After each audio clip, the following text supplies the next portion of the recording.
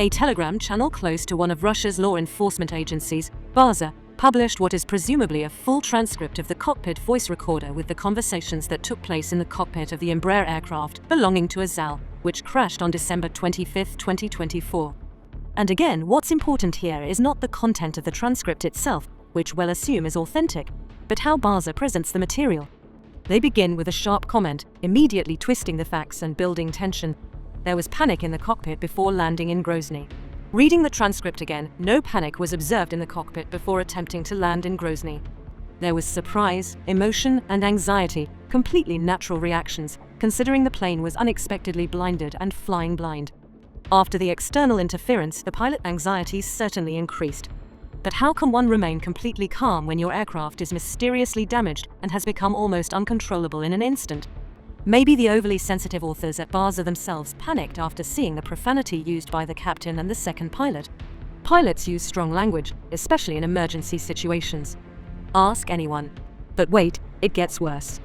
AZAL cynically claims, the aircraft crew apparently was unprepared to work in conditions where the GPS signal was jammed.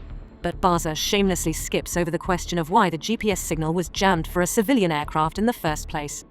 As for the unambiguous remark that the second pilot admits he had never performed an approach using navigational aids, well, this type of approach is common in post-Soviet countries. In theory, any pilot practices this approach on simulators. Azerbaijani pilots train twice a year on simulators in France and the UK, including approaches using navigational aids.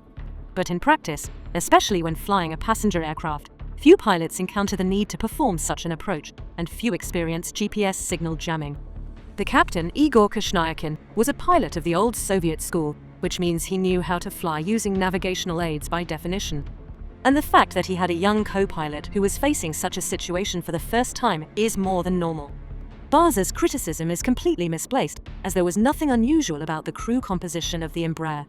AZAL's dirty attempts to cast doubt on the professionalism of the pilots in no way absolve those responsible for jamming the GPS, failing to notify the crew about the cover signal, and especially those who opened fire on the aircraft. Of course, AZAL's comments say nothing about this, because they have no answer on these points. There's also no mention of birds or the explosion of oxygen tanks. If those absurd versions are dismissed, perhaps they'll eventually come to the conclusion that the AZAL aircraft was damaged by the Russian Panzer S air defense system.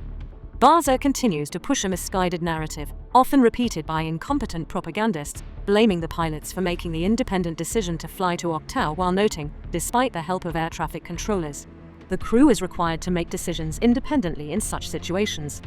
Assistance from air traffic controllers, even the most experienced, is not a 100% guarantee of success. The main question remains, what blinded the aircraft and caused it to enter an emergency state? But Russian media, following some directive, continue to muddy the waters, trying to shift the focus more and more aggressively. However, the further they go, the more these absurd attempts have the opposite effect.